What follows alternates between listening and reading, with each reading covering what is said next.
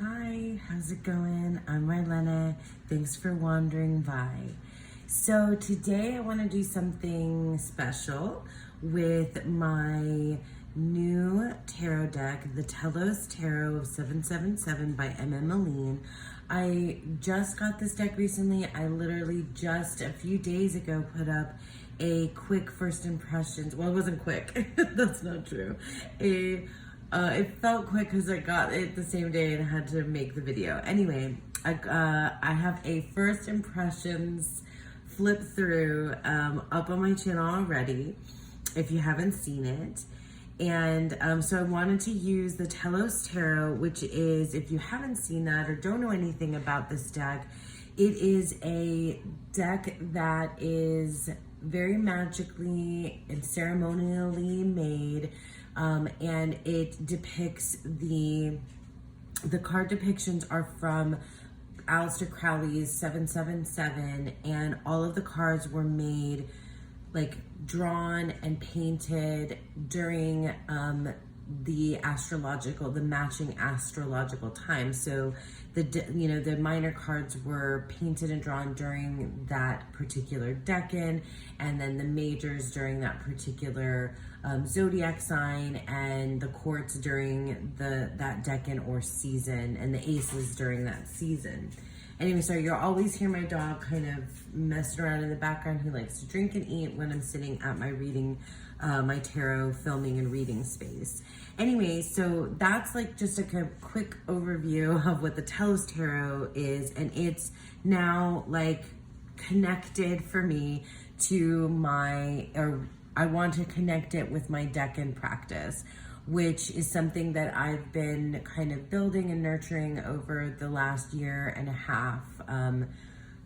Year and a half now. So I work with the decans, which are pieces of the zodiac signs that correspond to the tarot. And for me, it's become like a measure of time. It's become about like opening up that, because they span over a 10-day period. It's become about opening up that 10-day period. It's become it's been a learning journey and a connection to the minor cards in the tarot. But it's also helped me connect different cards to each other to understand very basically astrology, and yeah, just to create and open up more connections, and also to open up the spirits, the deities, the time nymphs. I call them my little time nymphs that I work with over that 10-day period. And so I've been, I spent a year working with the decans, learning about them and sharing videos on here. And now I've continued that practice. I've made, more further decan exploration videos. And I shared with you, some of the ways that I've been continuing to work with the decans. And just a very simple way that I work with them is to, I have a special deck that I've been using this time around, which I don't think I'm going to switch out for this one. I think I'm going to do readings with this one. But I use the Row Rig Tarot, which I'm not going to go grab. You've seen it a bunch of times on my channel. I can put a link to another video where I've shown the Row Rig. That's the one that I've been putting out on my altar space. I can maybe even put a picture up of my altar space. I can do that. I'll take a picture after I set it up, after I've done this reading. Because basically that's what I'm doing. What I'm boiled down to is I'm going to do a reading for this current decan that we're in, which is Libra 2. So anyway, that's what I usually do. I have one special deck. I take out the decan cards for that time period when the decan turns over, and I put them out on my altar. I think about them. Sometimes I engage with it more than others. But since I got this book, so MM and T. Susan Chang are like, for me, they feel like mentors in tarot. And because I've been listening, I've been, absorbing and consuming their work for a long time now. I listen to the Fortune's Wheelhouse podcast. I've read, bought and read their books. I have the Tabula Mundi Tarot by M.M. Moline, and I have the 36 Secrets, which is the decan, the book that I use, for the decan walk. So I also purchased this book, which is Dreaming the Decans by T. Susan Chang. And these are poems or spells, spells and images. For me, they're poetry and spells. But poetry and spells are very similar things, right, to a lot of people.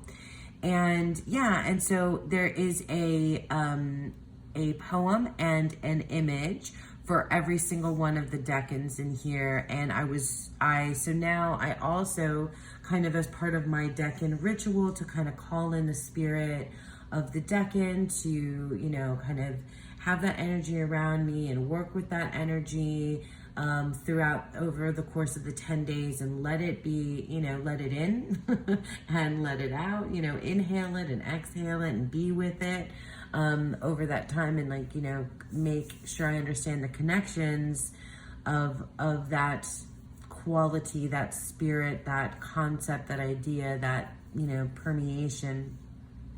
I read this aloud, and I burn some incense and I light a candle. It's like it's a thing. And now, and then sometimes I also, not always, but sometimes I feel like I'm bad at touting my own work, but I have a spread book that's available for purchase, and it is it's all together. So I made a spread for every single decan as I was making the videos, as I was walking the decans, my first time walking the decans. And I have a spread book. I have a link to it. I'll leave it down below. It's in my coffee shop. And yeah, so you can purchase it there, or you can support me there if you'd like. Anyway, so that's enough self-promotion there. But I brought out this because I printed it. I rarely print I usually use my digital because it's a spread book. It's all digital, so it's not available for print yet, maybe one day.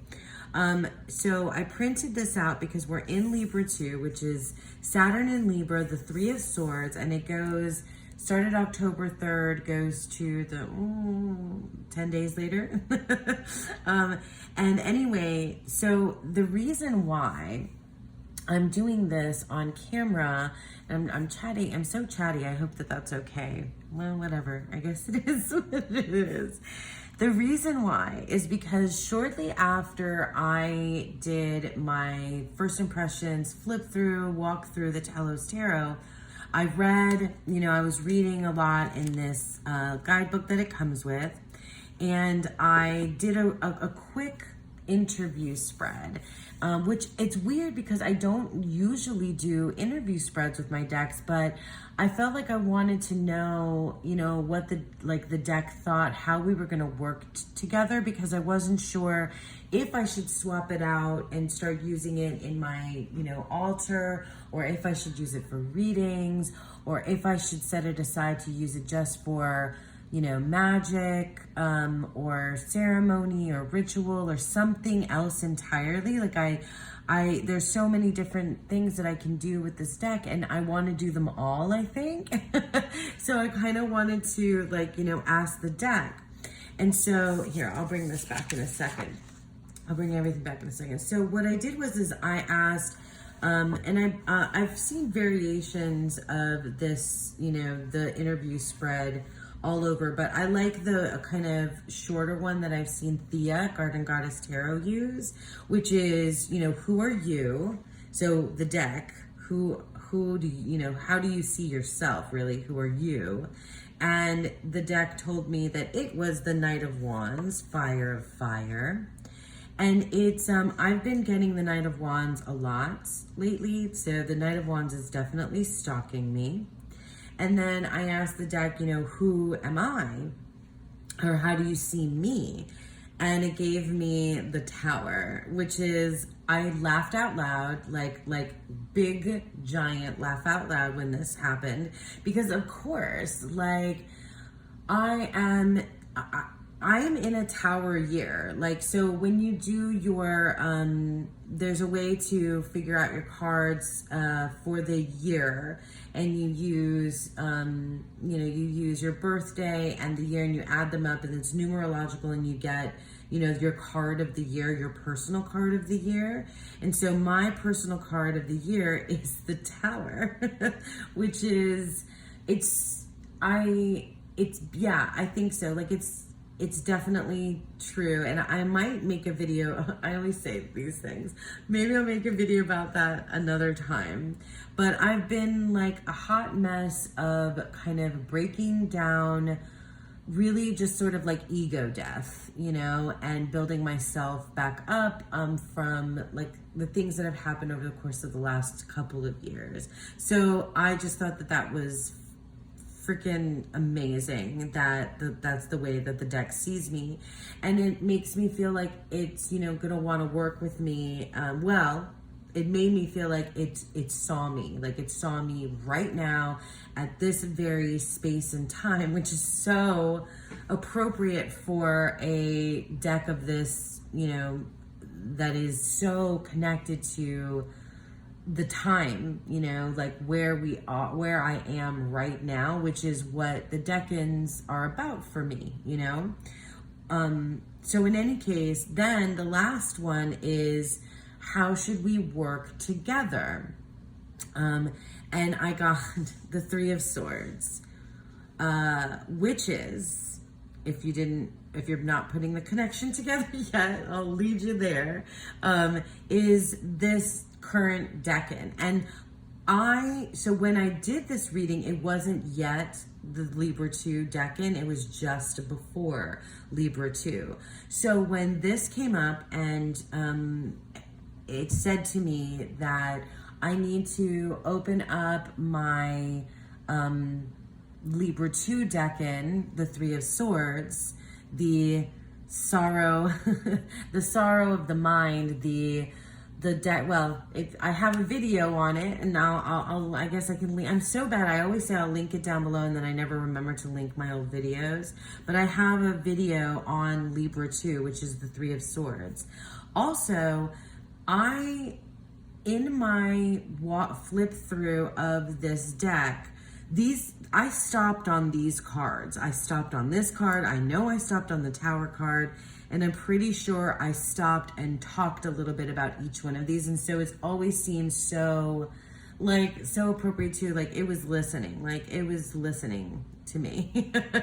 Anyway, so it felt like what was being said here is that I needed to open up this decan of Libra 2, this Three of Swords, this sorrow of the mind, this decan that's really about, for me, it's very like it's like the existential crisis card, where you can't, where you're like, you can't unknow what you know, when you realize that, when you learn that things end, that there's limits, that, that people lie, that there are bad things that happen to good people in the world, that, that death is, inevitable. When you learn about these, heartbreaking, traumatic things that happen in, as a human being, in the life of a human being, that are real, like when innocence is shattered, when you know that, you can't unknow it anymore. And it's both it's a very it's a really sad thing, but it's also a very human thing, and it's it's something that connects all of us, this knowing, or this reality of humanity. Wish some things weren't true, right? About having to go through a lot of trauma or crap or whatever. You know what I mean? Anyway, so this is a very intense time period, right? But also through having read Susan's material of 36 Secrets and listening to both Susan and Mel Meline talk about this decan, there's a lot to do with like partnerships and contracts and what does she say? Let me read to you because let me see. Oh no, it'll be here, Libra 1. So Libra 1, did I read this? I'm sorry, Libra 2. The Three of Swords, sorrow, a man dark yet delicious of countenance. Oh, I've read that part. I definitely did. Because I stopped on this card because it's more of a close-up than any other. Anyway, so the deities associated are Kairos and I'm not sure if I'm saying that right. And then this is Saturn, Saturn in Libra. And then it says, so this is self-realization, the sublime truth of sorrow, that however painful leads to enlightenment, melancholy, sobering, bitter truths, and unavoidable perceptive insights, karmic bindings, sustained marriages, and long-term commitments made. Do not fear this truth. It is necessary. That's so true. I'm so on board with that. Okay, so with care, this phase can bring quiet joys due to judicious partnerships and carefully crafted agreements. It gives endurance to relationships as long as both parties act with honor. This powerful image can also be used for serious oaths and avowals made to oneself as well as others. So I feel like it's calling me to like make an oath, kind of my own oath, and to myself. And I know that I feel that because I feel so connected with this particular practice with the decans. It's been this like very eye-opening journey for me in my own, practice with the tarot, that this is the oath that I'm making is, and this is how I want to open up use with this particular deck. I want to call in, this particular decan, and I want to do my reading. So what we'll do first is we're going to read from Dreaming the Decans. I'm going to leave these, well, actually what I'll do is let's pull out the cards that go with the Three of Swords. So the Three of Swords is Saturn in Libra, so we need the Justice card and the adjustment, not justice. So Libra, I guess I'm used to putting it the other way, but I'll put it this way because the Libra sign is over here. And then we need Saturn, which is the Universe card. What are you? I think I got this all out of order. Did I? Yeah, I did shuffle. So let me see if I can find it fast or not. Maybe not super fast. We'll just get there. And I'll probably leave these out to do the reading when I get there. But yeah, I mean, I just thought it was so, just such a cool thing that the upcoming decan card just came up for me as the way that we should work together, because yeah, that's right. That is how we should work together. You should be with me to open up this new decan, and you should help me in making my solemn oath, as to myself, for myself, which, it's going to be, I guess, become clearer when I do the reading. So here we have the Three of Swords, we have Adjustment, and the Universe, so Saturn in Libra. And I'm going to go ahead and read the poem from Dreaming the Decans. I'll show you the picture, the image that she has here, but I really want you to go buy this book from Susan. I'll leave a link down below because if you're wanting to have ritual with the decans, this is a beautiful way to do it. So here we have the image. Of course, it's a heart. It's beautiful.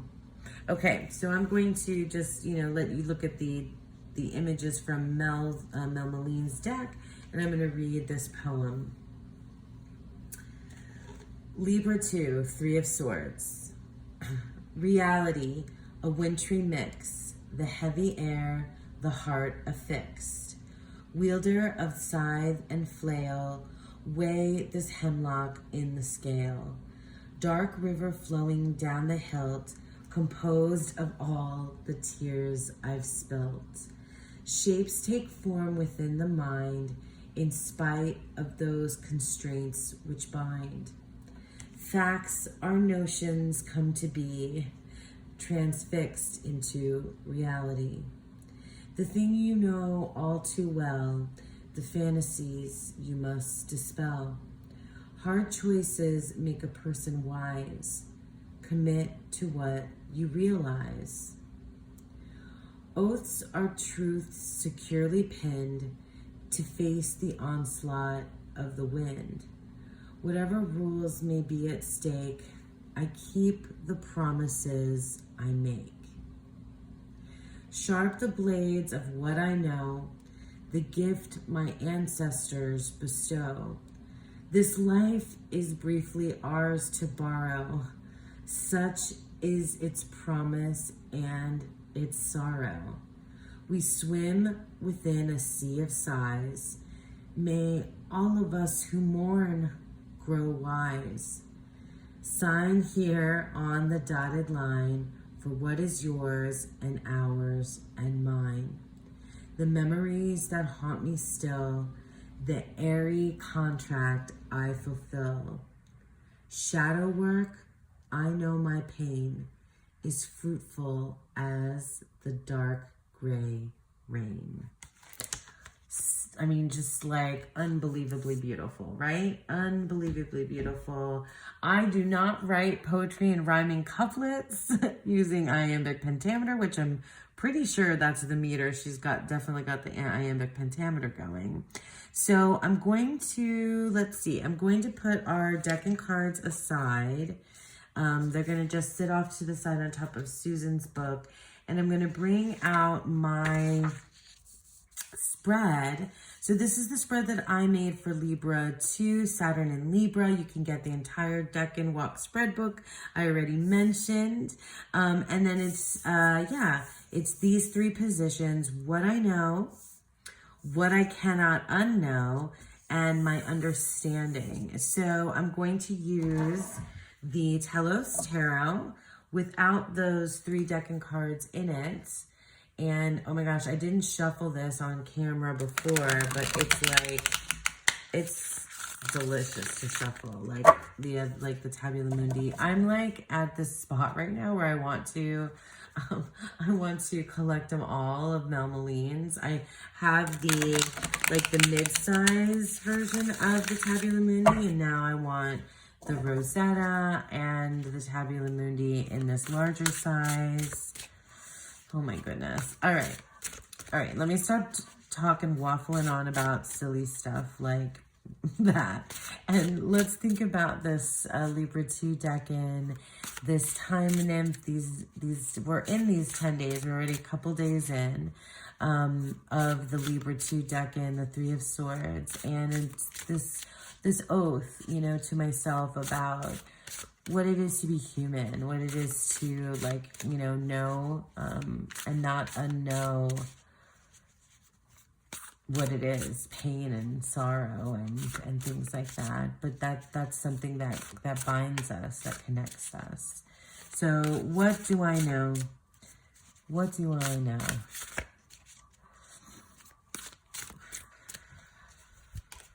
Sorry, you're gonna hear me exhaling. That's just a thing I do. So, what I know, what I cannot unknow, and my understanding. Let's do this. Okay, so what I know is the Princess of Swords, Earth of Air. Yeah, she's my Xena Warrior Princess card. What I know. Yeah. Maybe I will, well, let me turn everybody, no, let me do what I would naturally do, which is before I do this a lot. Before I turn the cards over, I want to read the guidebook. So the princess, where are the quartz? The quartz are in the back, right? Yeah, Princess of Wands. And I'm just taking you with me. Okay, Queen of Swords. Where is she? Princess. Where are you, girl? Okay, so the Princess of Swords, Capricorn, Aquarius, and Pisces. So Aquarius is her, like, the central sign. So she's most aligned with Aquarius. Okay. She battles the forces of illusion and strives for clarity of mind. She is stern, resolved, strategic, and avenging. I love that.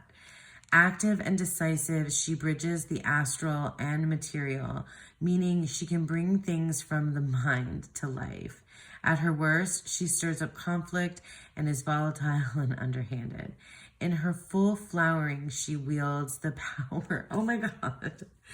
To know. Yeah, to know. Because Aquarius, that's, yeah, Aquarius. Is that the same for Aquarius?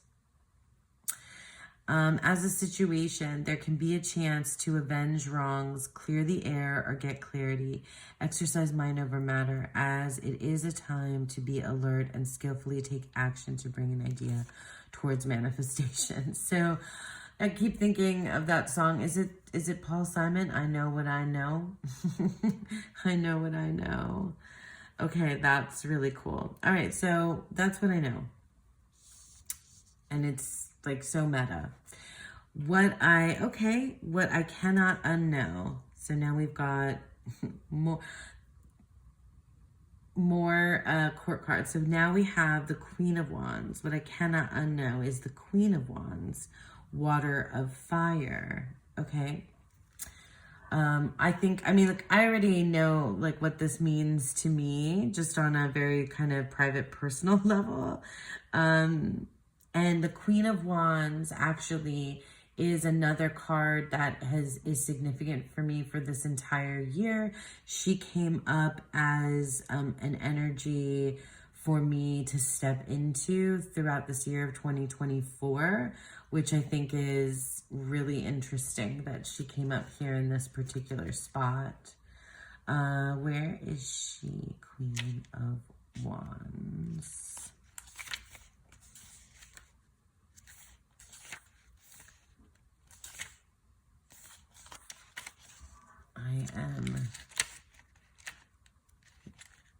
Where is she? Oh, here she is, Queen of Wands. So Aries, so Pisces, and so her shadow is Pisces 3, and then Aries 1 and Aries 2. So she is mature and regal, generous, warm, and wields authority with composure. She's capable, resolved, and courageous with much inner power. She has considerable magnetism and is often successful in business. She can be impatient, obstinate, intolerant, and vengeful, with a secret desire for loss of control. Oh, that's interesting. A secret desire for loss of control. That kind of stood out to me with things I've been dealing with. As a situation, it can refer to qualities of inner fire and Shakti creative power. So yeah, I mean, already I'm feeling like, you know, what I know, there's like an innocence here for me about the Princess of Swords, of like to know that aspiring to know, that like idealism sort of within me. And what I can't unknow is what it's like, because this is for me just like aspects of myself right now is what I'm thinking.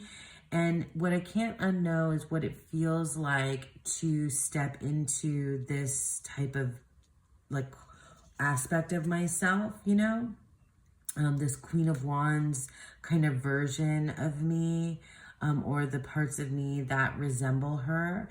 And now that I feel like I've tasted it, like I've tasted a little bit of that boldness and that confidence and that even that secret desire for loss of control. Yeah, I think I've stepped into that and I can't go back from here. I can't go back from where I've come, you know? So what's my understanding? Oh my gosh, that's wild. This is all court cards. You guys saw me shuffle. Wow, all court cards. That's crazy. And I've shuffled this deck before, okay? So weird. How crazy is that? So the Prince of Wands, that threw me a little bit. So interesting. Interesting too that it's not the Knight, but the Knight was in here. Okay, so the Queen and the Knight. So this is a Kabbalah thing, the Tree of Life. It's a kind of story of the court cards that I'm still not like 100%, like an expert on. But the Queen of Wands and the Knight of Wands are like, a pair, and of them comes the Prince of Wands, right? So that's why you see like their children are the princess and the prince, the queen and the knight, these are their children, the prince and princess. And so that's why you see that he's, that the Prince of Wands is like in these chariots, right? Because they're sitting on the throne like the queen does, but they're moving like the knight. So they're those pieces kind of coming together. Anyway, so that's really interesting because the Knight of Wands was part of the reading before this that led me to this one, and it's all connected. All right, so what my understanding, so I'm probably going to have to sit and think about this a while, but let me read the Prince of Wands. And then... Okay, hang on. These are in an order that I'm not... Okay, Prince of Wands. So for the Prince of Wands, he's mostly a Leo, which is my moon sign. My moon is in Leo. That's really good for understanding as well. So he's mostly Leo. He's Leo 1 and Leo 2. So he's 7 and 8. I'm sorry. He's 8 and 9. No. He's 5 and 6 of Wands. Sorry.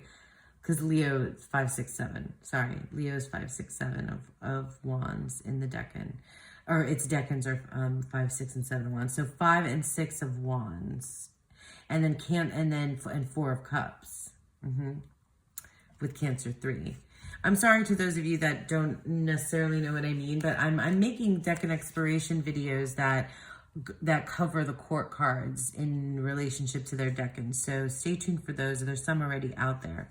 Okay, Prince of Wands. He is a youthful person who is generous, proud, romantic, and vital. He may like drama and attention or just be charismatic with a lust for life. I'm thinking of Iggy Pop.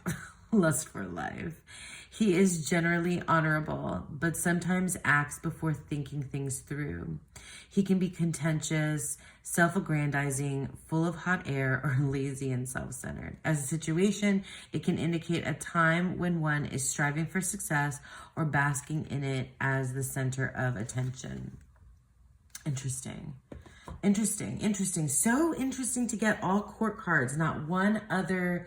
and not any of the not of this decan, right? So yeah, she's Aries, he's Leo, and this is mostly Aquarius, interesting, because Libra, right? That's so interesting. And I love bringing, the astrology into it as well. So gosh, it's air and it's fire. to bring in elements. I definitely have, I definitely have a lot to think about here, right? Oh my goodness, I definitely do. I have lots to consider. This is my, my reading. Let me put this up here and kind of just bring this down here. Wow. Wow, this is, I think I see overall, like promises that I'm going to be making to myself, an oath to myself is it really feels about like integrating different aspects of myself, like idealism and power and my, and like merging of things like these, like the merging of these particular things. That's what a lot of the quartz feel like, with their like elements, being combined, and their story, like their narrative on the tree of life, and their connection with the astrology also feels like these mergers. And they definitely just feel like these aspects of self, because they have that connection to if you don't know, they have a connection to those like Myers-Briggs personality types. Like there's a lot to explore with the court cards, and it definitely feels like right now that the oath, I'm going to be making to myself, is connected to how I'm bringing together parts of me, and what that's my understanding, So cool. I really, this is really, really good. I loved doing this. I feel really kind of charged, fiery, but also thoughtful. I'm going to take some more time with this. Maybe I'll put this out on my altar for a little bit, and I'm going to set up my altar. I'll take a picture. Like I said, I'll show you with the Robrick Tarot. It's nothing fancy. But yeah, I guess that's it. This has been probably too long for this type of video, but whatever. Thank you so much for sticking with me. And I hope that you all have a beautiful, wonderful decan of Libra 2 and a beautiful, wonderful day. Bye.